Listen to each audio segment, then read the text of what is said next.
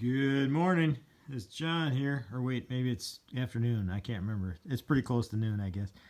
But thought I'd do a video of this year's edible house plants. It's my kale. I brought in probably twice as many plants as I did last year.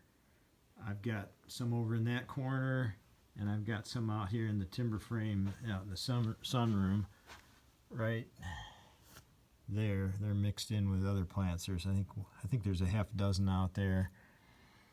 But they tend to drop. This year they were so tall, they tend to drop the lower leaves. But I just came down and picked some for lunch. And I don't have the grow light on because the sun's out, but you can see nice tender in the tops. All of them have got. I picked off that one and this one here, but there's plenty. So yeah, last year I was picking all the way up until spring when I started planting the kale outside.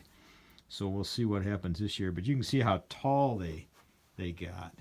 I had them planted so close. They're like giant sequoia trees. But yeah, anyhow,